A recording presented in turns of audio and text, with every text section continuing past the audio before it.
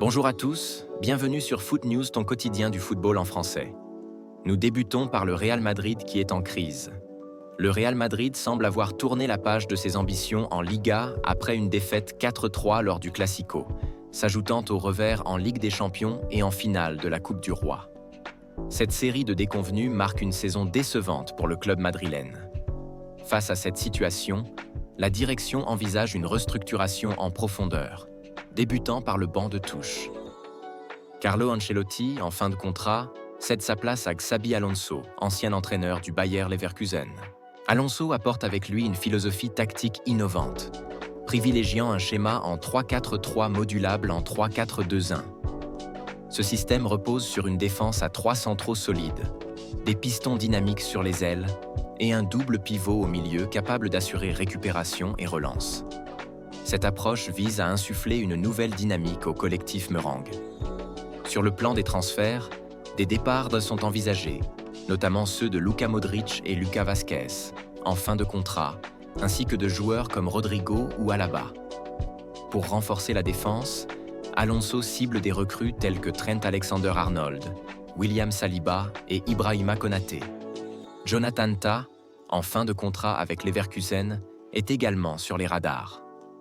Pour le poste de latéral gauche, le jeune Álvaro Carreras de Benfica est pressenti. Au milieu de terrain, Martin Zubimendi de la Real Sociedad est une cible prioritaire, bien que son transfert soit compliqué par un accord existant avec Arsenal. Florian Wirtz, lié au Bayern Munich, est également convoité. Le Real Madrid investit aussi dans la jeunesse, officialisant les arrivées d'Adrian Guerra, Léon Westin et Tom Bamé, jeunes talents en provenance de Las Palmas et Tenerife.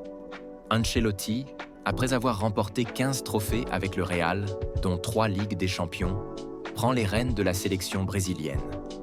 Il succède à Dorival Junior, récemment limogé. Du côté du FC Barcelone, le mercato est animé. Pau Victor, après des débuts mitigés, pourrait quitter le club sous forme de prêt avec option d'achat.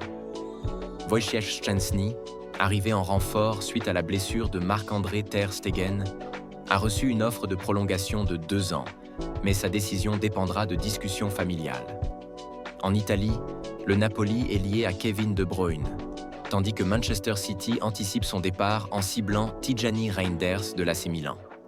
Le club milanais, de son côté, souhaite conserver son joueur, récemment prolongé jusqu'en 2030. En Angleterre, Newcastle United, avec Bruno Guimaraes comme capitaine, a remporté la Carabao Cup. Le milieu brésilien, sous contrat jusqu'en 2028, est courtisé par des clubs saoudiens. En France, le Stade Malherbe de Caen, relégué en national, a nommé Maxime Dornano comme nouvel entraîneur, avec pour mission de remonter en Ligue 2. Merci pour votre fidélité, à demain pour d'autres rumeurs sur le mercato à venir.